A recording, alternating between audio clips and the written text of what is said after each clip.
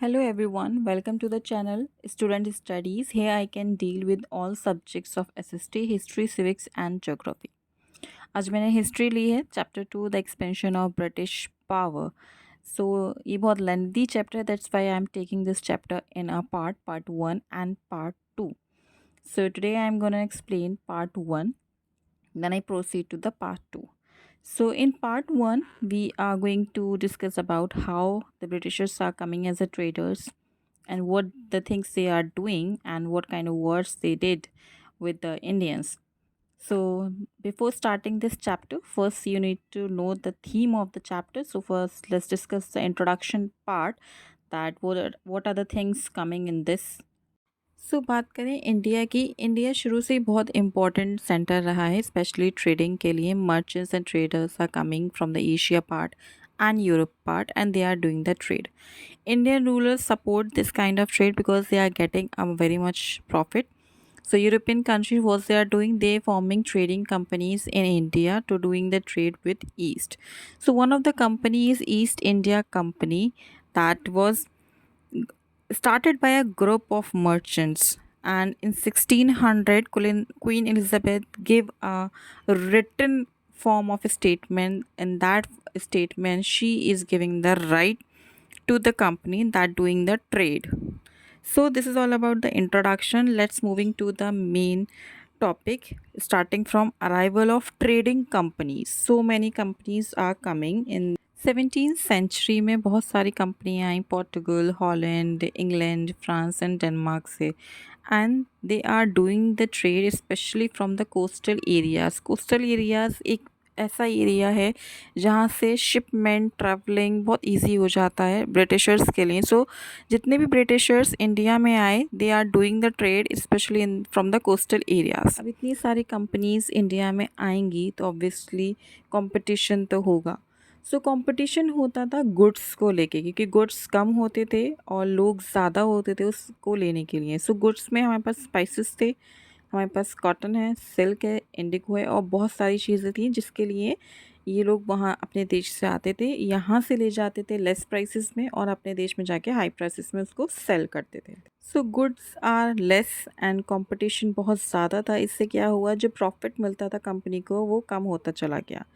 जिसके पास अपनी गवर्नमेंट थी, उन्होंने अपनी ख़ुद की आर्मीज़ बनाई और उन्होंने दूसरी कंपनीज़ को एलिमिनेट करना शुरू कर दिया, जिससे पोर्टुगीज़, डच एंड डेन्स जो इंडिया से चले गए. उन्होंने ट्रेड आगे कंटिन्यू नहीं किया क्योंकि गवर्नमेंट उनके फेवर में नहीं थी. And then English and the French, ये दो कंपनीज़ वहाँ पे की प्लेयर्स का रोल अदा कर रही थी. They are doing the trade and they dominating the trade between India and Europe. So this is all about that arrival of trading companies, and so many companies are there, so obviously there is a competition between them. Then what happened, Anglo-French rivalry. In that Anglo-French rivalry, they are having a war with French people or French companies. These wars mainly fought in Tamil Nadu. The English and the French both companies clashed thrice. 3 बार उन्होंने Carnatic Wars किए और ये 20 साल तक चले, from 1744 to 1763. In 3 Wars के बाद क्या हुआ, फ्रेंच कंपनी सीज्ड हो गई और they don't have enough political force in India, तो उनको जाना पड़ा. एंड उनके जाने से now the British power was very much clear in their way. अब वो इंडिया में अपना जमा सकते हैं business. They are ready to establishment their trading business in India. So इस तरीके से ब्रिटिश इंडिया में आए. They having a competition, they try to eliminate their competition. Now they are alone after seizing the French companies. Now moving to British in Bengal. First they establish in Bengal. So 17th century में East India Company officially trading body बन चुकी थी और उनके पास official rights थे import और export करने के, but without paying custom duty. और उनको कस्टम ड्यूटी अपने प्राइवेट ट्रेडिंग पर भी नहीं देना था. इसकी वजह से क्या हुआ, बंगाल में लॉस होने लगा रेवेन्यू का, जिसके बाद कॉन्फ्लिक्ट हुआ नवाब ऑफ बंगाल के बीच एंड कंपनी के बीच कि बंगाल सफ़र कर रहा है due to you are not paying the custom duty on import and export. So उस टाइम पे मुर्शिद कुली खां शुजाउद्दीन, अली वर्दी खान, ये तीनों रूल कर रहे थे बंगाल में। अली वर्दी खान ने 2 कंडीशंस रखी थी in front of British company कि या तो आपको प्राइवेट ट्रेड पर पे करना पड़ेगा कस्टम्स एंड ड्यूटी, या फिर अपनी कंपनी के जो एक्सटेंड किए हैं आपने फोर्टिफिकेशंस उसको रिमूव करना पड़ेगा। सो यहाँ फोर्टिफिकेशंस का मतलब है ये जो आप पिक्चर देख रहे हो, ये बड़ी बड़ी जो दीवारें बाउंड्रीज लगाई जाती हैं फॉर देयर सिक्योरिटी।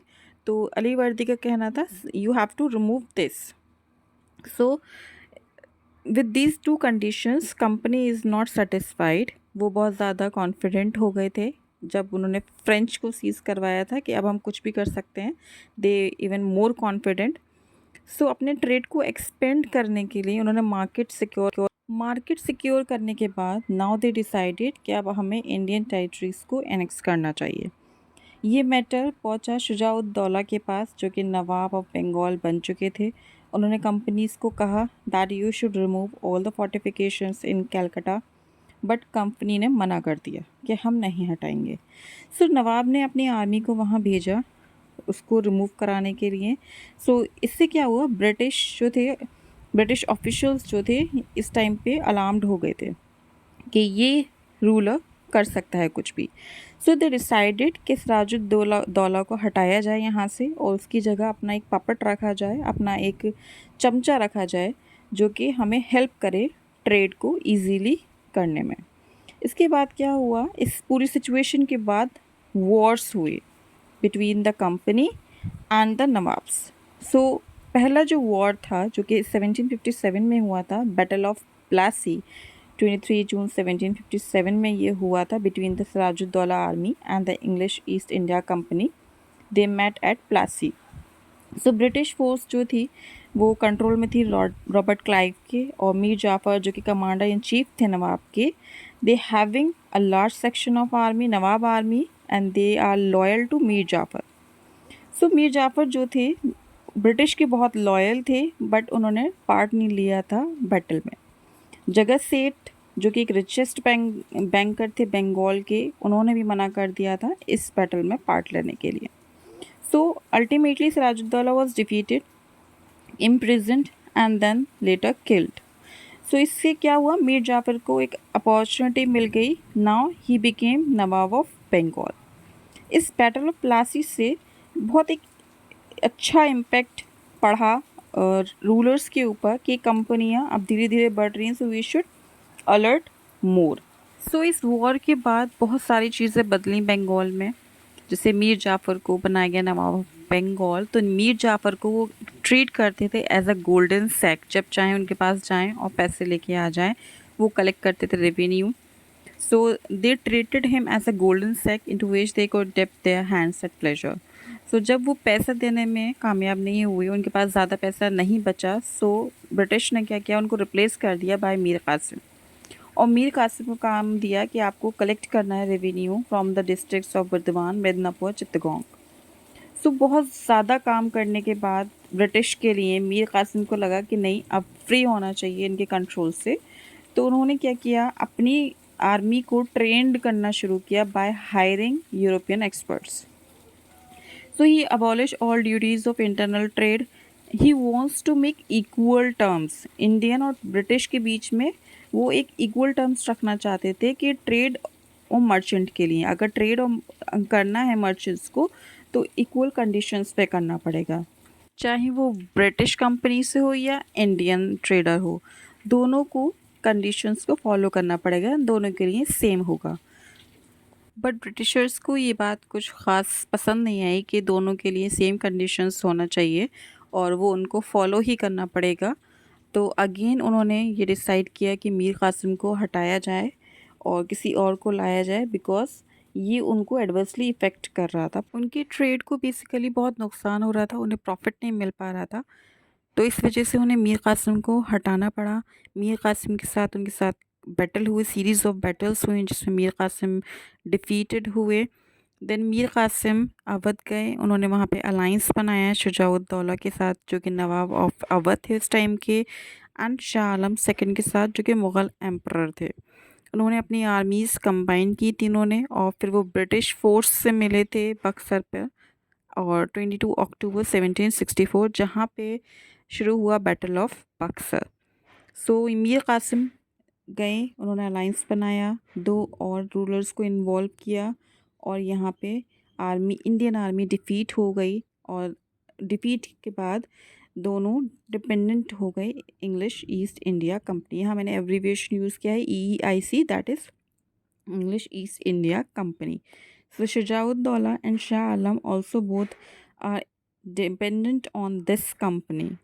डिपेंडेंट के साथ साथ जो भी उनका नुकसान हुआ इस वॉर में वो भी उनको देना पड़ा ब्रिटिशर्स को। सो बैटल ऑफ बक्सर बहुत ही डिसिसिव बैटल माना गया है इंडियन हिस्ट्री में, क्योंकि इस बैटल ने इंडियन आर्मीज़ को वीक कर दिया था, मुग़ल एम्परर को वीक कर दिया था, नवाब्स को वीक कर दिया था और टोटली डिपेंड कर दिया था इंग्लिश ईस्ट इंडिया कंपनी के ऊपर। नाउ बंगाल आफ्टर बक्सर, क्या चीज़ें चेंजेस हुई बक्सर में after the war. So victory हुई प्लासी में, बक्सर में, दोनों में उनको विक्ट्री हुई ईस्ट इंडिया कंपनी को। Now they feel that we are the real ruler of Bengal. कैसे रियल रूलर मानते थे वो अपने आप को? मिलिट्री उनके कंट्रोल में थी, रेवेन्यू जो भी कलेक्ट होता था वो ऑफिशियल्स करते थे, थोड़ा सा हिस्सा रेवेन्यू को नवाब को दिया जाता था ताकि वो एडमिनिस्ट्रेशन चला सकें। एक तरफ जहाँ ब्रिटिश के पास पावर थी, इनकम थी, दूसरी तरफ नवाब के पास रिस्पॉन्सिबिलिटी थी। ये जो डिवीज़न था पावर इनकम रिस्पॉन्सिबिलिटी का, इसको डुअल गवर्नमेंट और डबल गवर्नमेंट कहा जाता था और ये एंडेड हो गई थी 1772 में, क्योंकि इस डुअल गवर्नमेंट के ज़रिए से बंगाल को बहुत सफ़र करना पड़ रहा था, बहुत सारी चीज़ों की शॉर्टेजेस हो गई थी, दैट्स वाई। और बहुत सारी चीज़ें कन्फ्यूजन में भी थी कि किसके पास क्या चीज़ है, कैसे किया जाए।